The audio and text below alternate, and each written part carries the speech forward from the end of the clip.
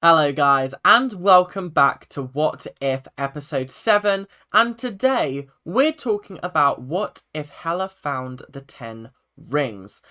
Now this was an episode that when it was announced I looked at and I went, this isn't going to be very interesting. Not because the characters aren't interesting, but because why should I care about this plotline?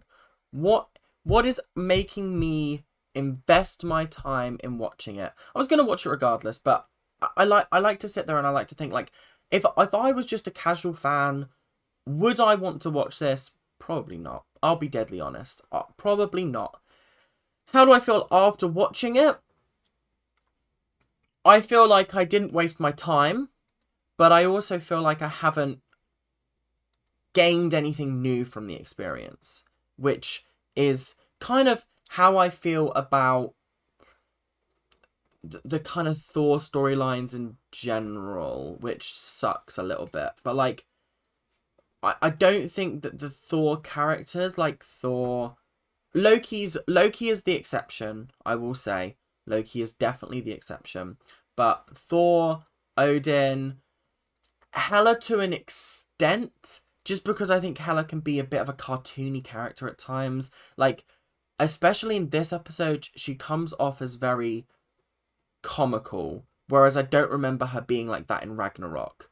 So, I don't know. Let's skim over that for now. I feel like the Thor characters just aren't as interesting as some other characters, and I'd rather... There are a plethora of different storylines that we could be having instead. Like, what if Wanda grew up on musicals instead of sitcoms? And I know there are going to be many people out there that are like, ugh, we don't want a musical Marvel episode. I do.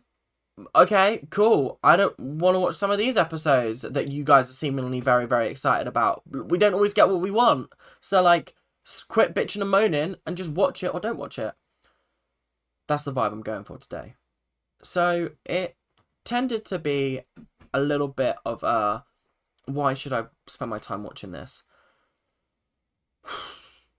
It was good. It was a good episode. I did enjoy it.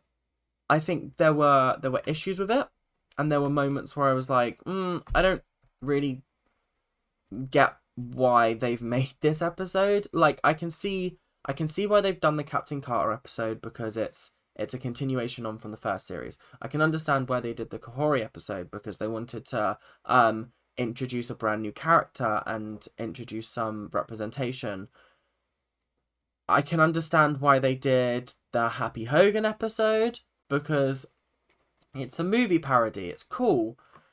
There are like other episodes I can understand why they've done it, but this one felt an odd choice. Like, who came up with the idea to have HELA banished to Earth? So instead of being banished to Hell, she's banished to Earth without her powers, and that's where the storyline picks up from.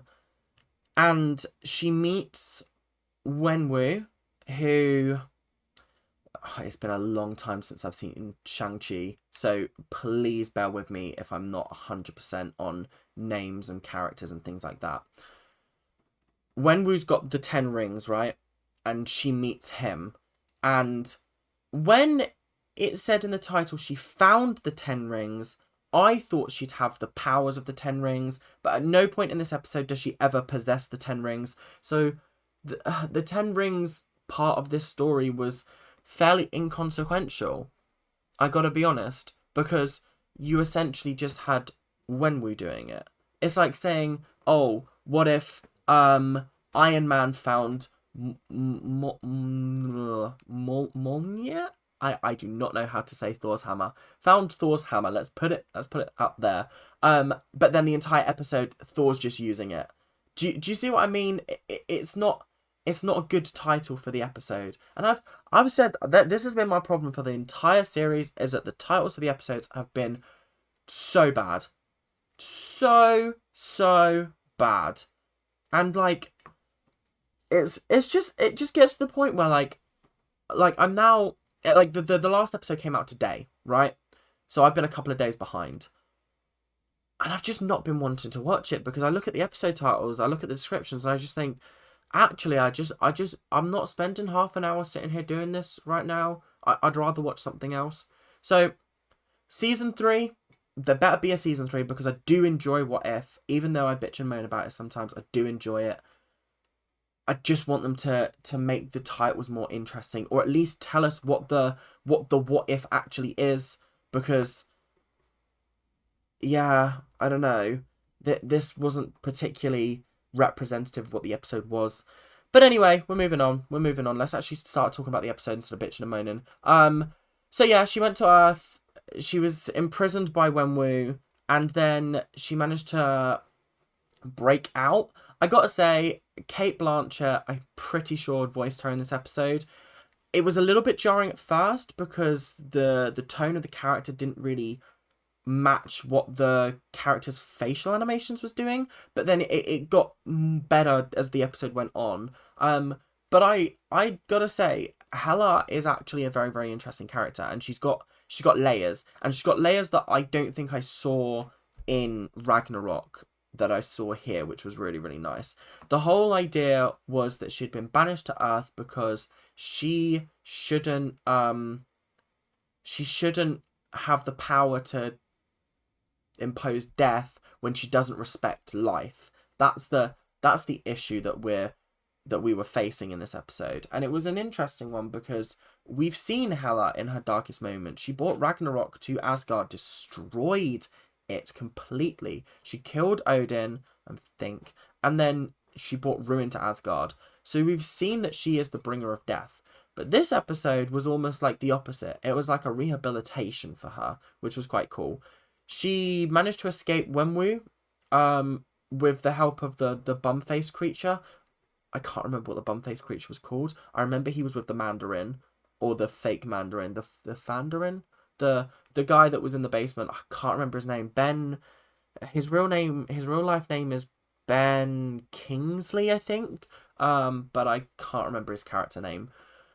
And she escapes and manages to make it to Talo, which is the hidden magical place where Shang-Chi ends up in the movie, and there's dragons, and Shang-Chi was a really cool movie. If you guys haven't watched Shang-Chi, go watch it. It was genuinely, like, it was the first Marvel movie that I watched in cinemas, and it was just incredible. Oh my god, it was incredible. It was such a thrill ride for like 2 hours, and the CGI dragons at the end are a little bit crunchy and a little bit dodge, but the rest of the movie is incredible. The rest of the movie is fantastic. So I was kind of excited to see some of the characters again.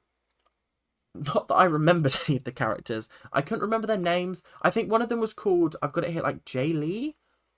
That was the woman's name.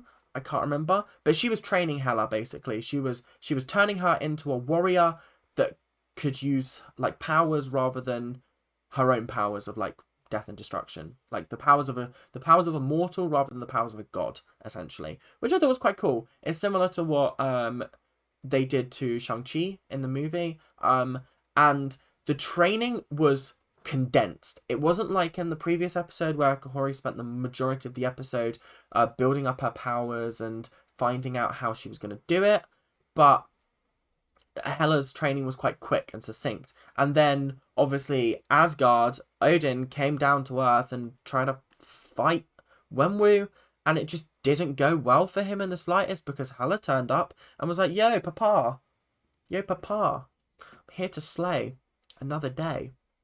Pow, pow, pow. Like, it was actually quite a cool climactic final battle because it was like Odin against his daughter, and then there's Wenwu there with the 10 rings. Again, I don't know why the 10 rings were relevant to this episode, apart from like the whole sort of like being in the realm of Shang-Chi's, like the world that Shang-Chi created and introduced. So like, yeah, it just felt like, what if HELA was rehabilitated? Was would have been, or like, what if HELA was the bringer of life or something like that? Because I don't know. There's just better titles for it, and I keep banging on about the titles, but it does frustrate me. So the final battle came down to Odin versus HELA, and Hela managed to overpower Odin, which was very, very impressive. I did not expect that. And especially because he was in the height of his powers. When we saw Hela kill Odin in Ragnarok, Odin was withered, old, and like past his prime. So, yeah. Anyway, Hela spared her father's life, and that enraged her father because he was sort of like, well, you used to be the bringer of death, what happened? And she said, she quoted the exact same thing back to him. If I can't be the bringer of death if I can't see the sanctity of life, or I can't respect life. And that is when her crown was like, oh my god, she's worthy finally, and gave her her powers back. And she realized that to be the bringer of death, she has to be able to respect life. And it was cool. It was actually really, really cool. It was a nice rehabilitation episode, and it's one of those things where like the villain is like villainous, and then they realize that they're not, and it's quite cool because it's not like they this is definitely a what if scenario because Hela is evil in the MCU, but the what if of like, oh yeah, I'm chill is quite cool, and it was quite nice to watch at the same time. So honestly, this episode was very interesting in multiple ways. I loved having the characters back from Shang-Chi. I loved the fact that Hela was actually quite a cool character in this episode, but it did come with its pitfalls. And I think one of the major pitfalls was it felt like the 10 rings were not necessary, or it wasn't as big of a storyline as it should have been. Like, I don't know if you would have been able to do the episode without that, but it was still interesting regardless. It's a difficult one because I came out feeling like there's something missing from this episode, but I don't quite know what's missing. There also wasn't a teaser at the end of the episode, so I have a feeling we won't be seeing Hela again, or this version of Hela again, before the end of the season. So yeah, I'm a bit confused as to where the show is going. It looks like the next 2 episodes are a 2-parter. The next episode is what if the Avengers were formed in 1602, and it looks to have Scarlet Witch and Nick Fury. It actually is Nick Fury. I did look it up. But they're like in 1602, which is weird, and it seems like Captain Carter's also there. And then the last episode is also got Captain Carter and all those characters in. So I'm very interested to see how that works and how it happens, how it's going to play out basically. Because the last 2 episodes of season 1 were perfection almost. Like I think in my online reviews, I gave them like they were upwards of 95%. I'm fairly certain. I think I gave the Ultron one 98%, and I gave the Watcher one 96%. I could be wrong about those numbers, but they were incredible episodes. So I am expecting big things from the finale, the final 2 episodes. But that's all we have time for today. Thank you guys very, very much for watching. I hope you guys enjoyed. We have to talk about the score, and I'm going to give the score a 83%. 83. I enjoyed it. There were elements missing. It wasn't quite as good as some of the other episodes, especially not the Happy Hogan one and the Peter Quill one, or even the Captain Carter one. I can't remember what I gave that one. I think I gave it a 92. So yeah, currently sitting in 4th place for this series out of 7. Pretty middle of the road. Yeah, I'm happy with that. Thank you guys very, very much for watching, and I'll see you guys later. Keep on ranting. Bye now.